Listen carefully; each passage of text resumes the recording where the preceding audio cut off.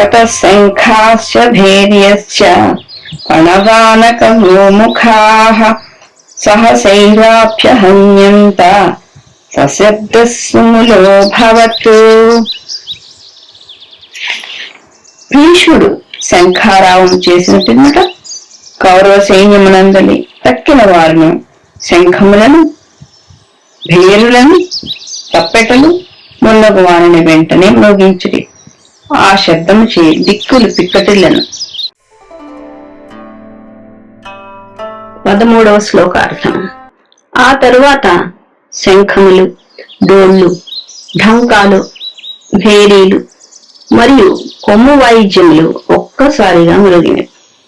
మరియు వాటన్నిటినీ కలిసిన శబ్దము భయానకంగా ఉండెను. ధృతరాష్ట్ర మనసు తెలిసిన సంజయుడు మామకాహ పాండవశ్చైవ అనేది ఆయన పలుకులకు తగిన విధంగా మొదట కౌరవ సైన్యం గురించి చెప్పాడని తెలుస్తోంది. అదే కాక భీష్ముడు ఇరు సైన్యములకు పూజ్యనీయుడు, కౌరవ సేనను ముందుకు నడిపించేవాడు. ఈ కారణం వల్ల కూడా ముందు కౌరవ సైన్యానికి ప్రాధాన్యత ఇచ్చి ఉండవచ్చు. Sanjaya, who studied the mindset of his king, elevated the Kauravas as wished by the king, who has said, my relatives and Pandavas. Moreover, the Kaurava army is led by none other than the most revered by both sides, Bhishma Pitamaha. That also is a reason why Sanjaya gave priority to the Kauravas. ततः श्वेतैर्हयैर्युक्ते महति स्यन्दने स्थितौ माधवः पाण्डवश्चैव दिव्यौ शङ्खौ प्रदध्मतुः. పిమ్మట తెల్లని గుర్రములను తూల్చిన గొప్ప రథమునందు కూర్చొని ఉన్న శ్రీకృష్ణార్జునులు ఇరువురును తమ తమ దివ్యములగు శంఖములను గట్టిగా ఊదిరి.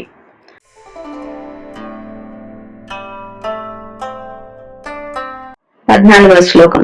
ఆ తరువాత పాండవ సైన్యం మధ్యలో నుండి తెల్లని గుర్రములు పూంచి ఉన్న ఒక అద్భుతమైన రథంలో కూర్చుని ఉన్న మాధవుడు మరియు అర్జునుడు తమ తమ దివ్య శంఖములను పూరించారు.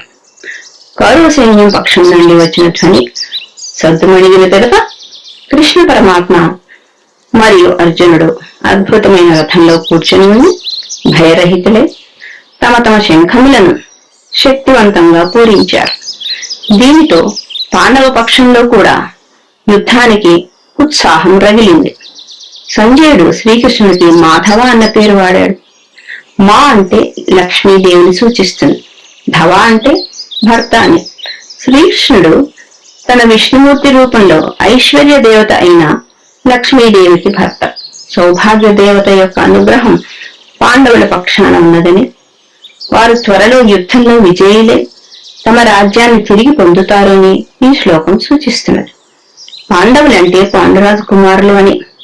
5 అన్నదమ్ముల్లో ఎవరినైనా పాండవ అని సంబోధించవచ్చు. ఇక్కడ ఈ పదం అర్జునుడికి వాడబడుతున్నది. అతను కూర్చున్న అద్భుతమైన రథం అతనికి అగ్నిదేవుడి చేత ప్రసాదించబడింది. కౌరవ సైన్యం చేసిన శబ్దం సద్దుమణిగిన అనంతరం శ్రీకృష్ణుడు, అర్జునుడు తమ తమ శంఖములను ఊదిరి. కృష్ణ పరమాత్మ యుద్ధరంగమున ప్రత్యక్షమైంది ఇక్కడే. వారు తెల్లని గుర్రముల చేకూడిన రథముపై వచ్చి ఉన్నారు. తెలుపు సత్వగుణాన్ని సూచిస్తుంది. ధర్మములకు ప్రతిరూపం. యతో ధర్మస్తతో జయ. వారి రథమును నడిపించు గుర్రములు భూమి ఆకాశములను ఎచ్చటనైనను సంచరించగలవు. మాధవ అనగా లక్ష్మీదేవిపతి. దీన్ని బట్టి మాధవుని కృపచే విజయలక్ష్మి పాండవుల పక్షాన ఉన్నట్లుగా సంజయుడు ధృతరాష్ట్రునికి సూచించాడు.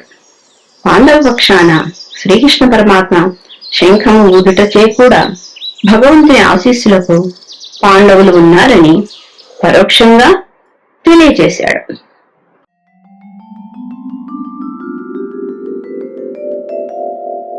पाञ्चजन्यम् ऋषिकेशो देवदत्तम् धनञ्जयः पौण्ड्रम् दद्धौ महाशङ्कम् भीमकर्मा वृकोदरः।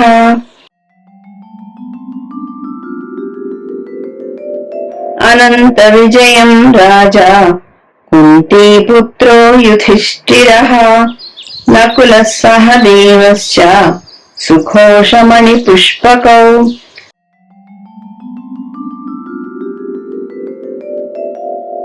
काश्यश्च परमेश्वासः शिखण्डी च महारथः धृष्टद्युम्नो विराटश्च सात्यकिश्चापराजितः द्रुपदो द्रौपदेयाश्च सर्वशः पृथिवीपते सौभद्रस्य महाबाहुः శంఖాన్ దద్ము పృథక్ పృథక్. శ్రీకృష్ణుడు పాంచజన్యమును శంఖమును ఊదెను. అర్జునుడు దేవదత్తమును ఊదెను. భయంకర కార్యములను ఒనర్చు భీముడును పౌండ్రమును గొప్ప శంఖమును ఊదెను. కుంతీసుతుడగు ధర్మరాజు అనంత విజయమును, నకులుడు సుఘోషమును, సహదేవుడు మణిపుష్పకమును ఊదిరి. అట్లే గొప్ప ధనస్సు గల కాశీరాజును, మహారథుడగు శిఖండియు, దృష్టజిమ్ముడును, విరాటుడును, అపజయము పొందనివాడగు సాత్యకియు, ద్రుపదులను, ద్రౌపదీ తనయులకు ఉపపాండవులను, గొప్ప భుజములు గల అభిమన్యుడును సేనయందంతటను వేరువేరుగా తమ తమ శంఖములను ఊదిరి.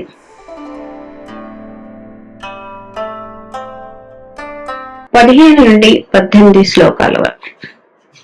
ఋషికేశుడు పాంచజన్యం అనబడే శంఖాన్ని పూరించాడు. మరియు అర్జునుడు దేవదత్తాన్ని పూరించాడు. గొప్పగా భుజించేవాడు, అత్యంత కష్టసాధ్య కార్యములు చేయనట్టి భీముడు పౌండ్రం అనబడే బ్రహ్మాండమైన శంఖమును పూరించాడు. యుధిష్ఠిర మహారాజు అనంత విజయాన్ని పూరించాడు. నకుల సహదేవులు సుఘోష మణిపుష్పకములను పూరించారు.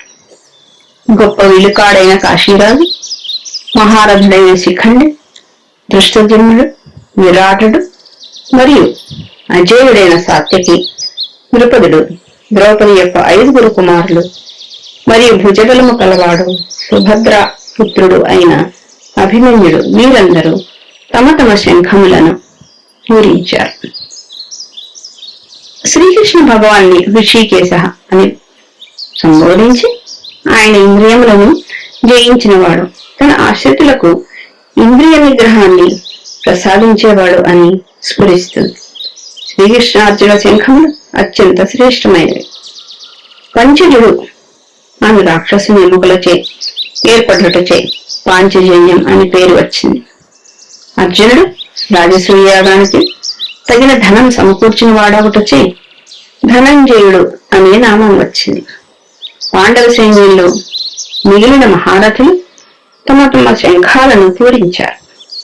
ఇచుట ధృతరాష్ట్రుని పృథ్వీపతే అని సంబోధించి సమస్త భూమండలానికి ప్రభువైన ధృతరాష్ట్రుడు కోరుకుంటే ఇప్పటికైనా యుద్ధం ఆపు చేయగలడని సంజయుడు పరోక్షంగా సూచించాడు.